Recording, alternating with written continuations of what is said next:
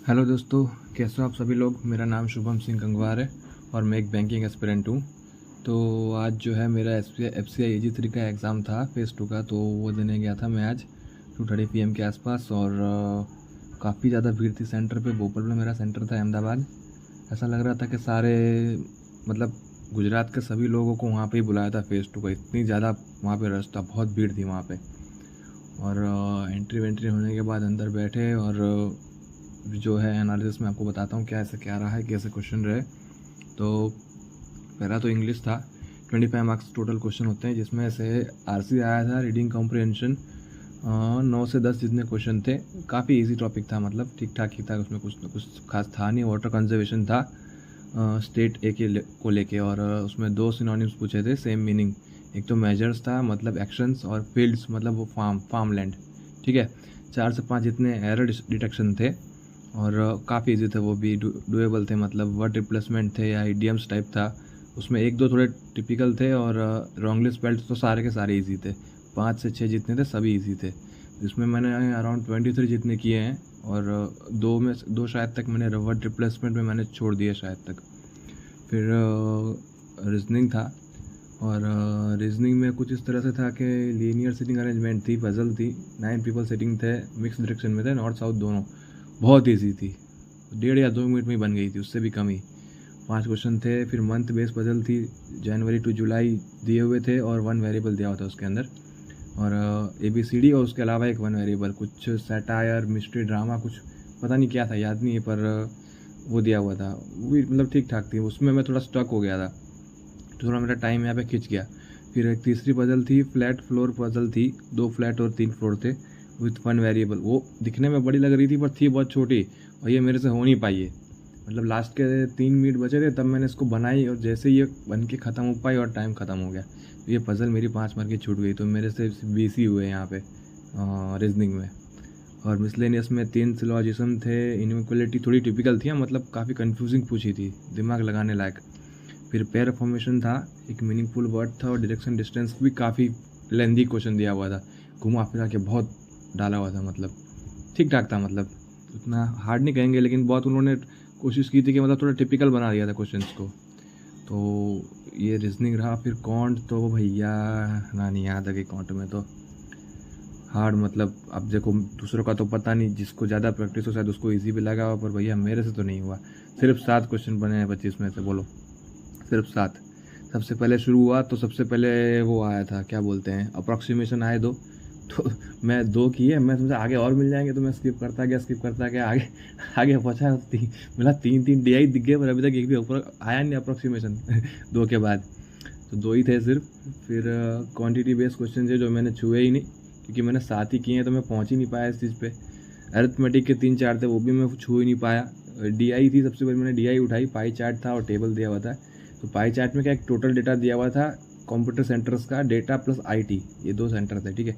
उसके बाद में टेबल दिया हुआ था, जिसमें परसेंटेज फॉर्म में दिया था डेटा सेंटर का, और पाई चार्ट में टोटल दिया हुआ था कि टोटल कितने, जहाँ तक मेरे को याद आ रहा है ना, 4000 समथिंग डेटा सेंटर थे शायद तक। ईजी थी मतलब, लेकिन इसके जो क्वेश्चन थे ना, बहुत कैलकुलेटिव उन लोगों ने दिए थे। मतलब क्वेश्चंस में अंदर भी इतने परसेंटेज घुसा घुसा के रखे थे इन लोगों ने, काफ़ी टिपिकल थे। फिर दूसरी कर ली थी मैंने, इसमें हो गए थे शायद तक 5 या 4 या 5 हो गए थे। फिर दूसरी DI थी ना, वो कप एंड प्लेट पे थी।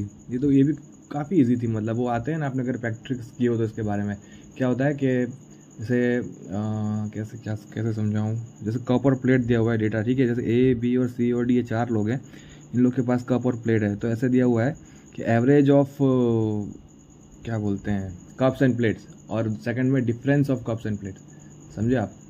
इस तरीके से, जैसे कि A है, उसके पास कप्स और प्लेट का एवरेज है 100, ठीक है, यानी उसका टोटल हो गया 200, और डिफरेंस दिया है 50। तो उसके 2 इक्वेशन बना के कप प्लेट निकालते हैं ना, उस तरीके से ये DI दी हुई थी। होप आपको समझ में आया हो मैं क्या समझा रहा हूँ, समझाना क्या चाह रहा हूँ। ऐसे क्वेश्चन बहुत होते हैं, मॉक में भी होते हैं, देखो तो पेपर में भी आते हैं, प्रैक्टिस किया करो ऐसे क्वेश्चन के। तो एक वो था, और फिर एक केसलेट था, 2 ही क्वेश्चन थे उसमें, PO क्लर्क का, वो ईजी था, बन गया था। लेकिन ये जो कप और प्लेट के क्वेश्चन थे ना, बहुत ज़्यादा टिपिकल थे। इन्होंने DI तो ईजी दे दी, लेकिन क्वेश्चंस बहुत ही ज़्यादा टिपिकल थे, अंदर परसेंटेज पे परसेंटेज घुसा घुसा के रखे थे, पता नहीं, बाप रे, दिमाग ख़राब हो गया। ये मेरे शायद तक 3 ही बन पाए थे, 2 या 3, तभी तो 7 हुए ना।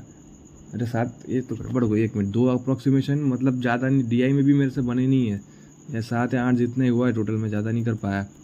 फिर एक क्लासलेट थी इन्वेस्टमेंट पे, उस पर तो मैं पहुंचा ही नहीं, मैंने छुआ ही नहीं, तो मेरे को पता ही नहीं कि उसका लेवल क्या था, तो वो तो मैं बता नहीं पाऊँगा।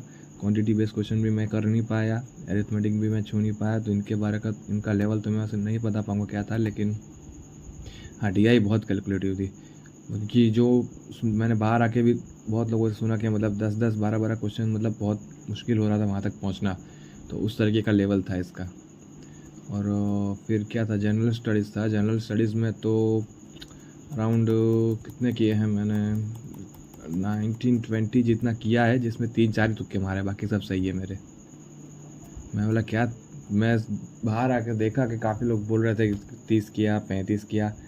मैं इस वहाँ बैठा बैठा सोच रहा तुक्के मारूँ क्या, तुक्के मारूँ क्या। फिर बोला छोड़ो, जितना आता है उतना करते हैं। 4-5 में मुझे थोड़ा डाउट था, तो मैंने उतने लगा दिए, पर ज़्यादा तुक्के नहीं मारे।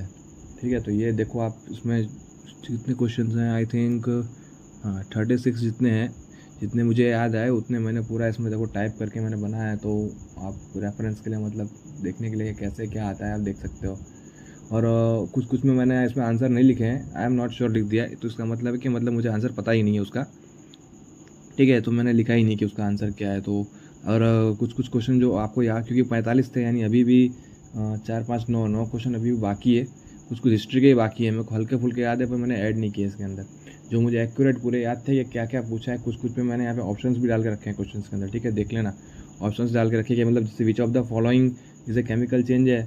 ठीक है, तो आप किसी वेबसाइट या कहीं पे भी देखोगे तो इतना ही लोग बताते हैं which of the following is a chemical change पूछा, पर क्या, किस चीज़ का केमिकल चेंज, ऑप्शन तो बताओ।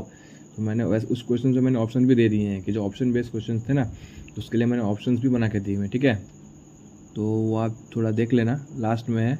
और ये जो है इसका जो ये PDF है ना, इसको मैं अपने जो टेलीग्राम पे ग्रुप है, जिसमें मैं डालता तो कुछ ही नहीं, वो इंटरव्यू की एक PDF डाली थी मैंने, उसी के लिए वो ग्रुप बनाया था। मैंने कहा था कि जिसको भी वो PDF चाहिए हो तो आप वहाँ से आके ले सकते हो, तो बस उसी के लिए वो ग्रुप बना हुआ है। तो वहाँ पे मैं इसको डाल दूँगा, तो आप वहाँ जाके ले सकते हो। टेलीग्राम का लिंक भी मैं डाल दूँगा। नाम अगर आपको जानना है तो banking space content space Shubham search करोगे ना आप, तो आपको वहाँ पे मिल जाएगा। ठीक है, तो आप वहाँ से इसको एक्सेस कर सकते हो।